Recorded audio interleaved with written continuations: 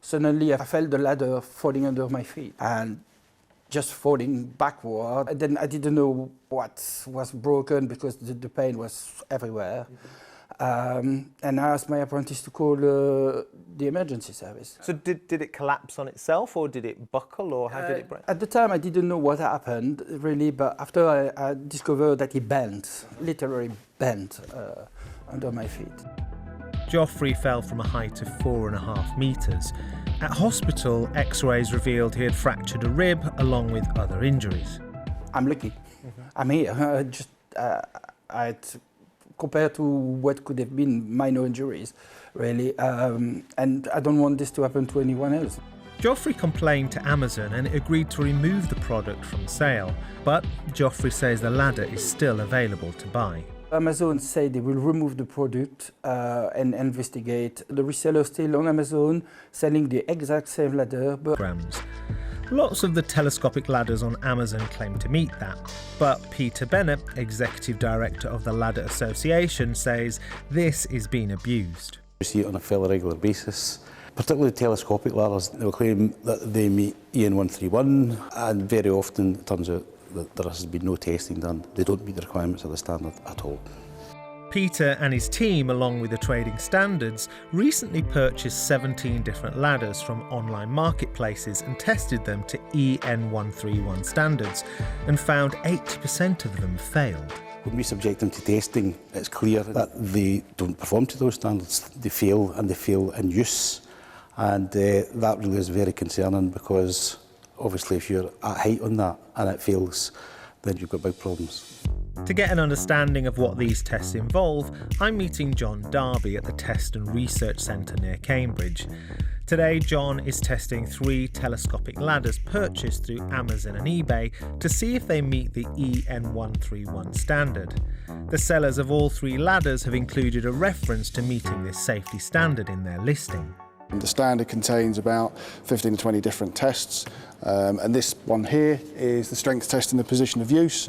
So the ladder's set up at 65 degrees at its full extension, and the non-professional load here is about 225 kilograms. That's over 30 stone that it should be able to accommodate. Yeah, and that's to allow for if someone is, say, 110, 120 kilograms, plus they've got tools or materials, they're climbing the ladder. You want the thing to be strong enough to withstand all of that dynamic loading. John increases the weight onto the ladder gradually. Yeah, so that's the amount of bend that you get with just someone standing on it. Wow. So if you were going really high up, it's getting really close to the wall there. I wouldn't feel safe on that. No, and I think that's where if you read a lot of the reviews online, you'll get some that say, well, it felt a bit bouncy, felt a bit flexible, but it was okay. That's what we're talking about. And as the weight is increased, the first ladder fails the test. So that style in there, it can't take any more load, it's just folded. The ladder buckled at 186 kilograms. On to the next one. You can hear it flexing already.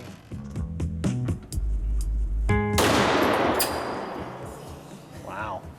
Failed. That's catastrophic. Under the weight, this one snapped at 170 kilograms. And finally, ladder number 3. So here the style's just crumpled in on itself again. The style's just not strong enough to support that weight. All 3 ladders failed to meet the maximum load of 225 kilograms, the final one breaking at 200 kilograms. Peter believes that consumers need to be more aware of the risks and that platforms selling these ladders need to take more accountability. There's a perception amongst consumers that if it's advertised on a well-known branded online marketplace, it must be safe. It's sad to say from the research we've done that is not the case, and the online marketplaces do not have and do not feel very much responsibility to verify these things. When shopping for a ladder, look out for the EN 131 mark, which implies that it's past the relevant standard, although, as we've seen today, this is not always the case. If you see a CE mark, however, this is a clear red flag, as ladders are not covered by the CE mark scheme. In fact, it's illegal to use a fake CE mark on a product. Peter says to avoid the risk, he advises buying a ladder from a physical shop. There's a distinct advantage in buying from a bricks and mortar company because they're there.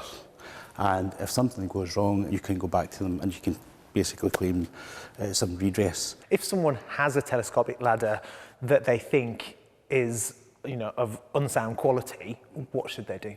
If you have already purchased a ladder and if you have any concerns at all, you can report it via the Ladder Association's website. We in turn will pass that on to the training standards. With all the options out there, it's incredibly important to be confident in the ladder you're buying. You can buy a safe telescopic ladder, but do your research. You may have to pay a little bit more, but it's better than taking a risk.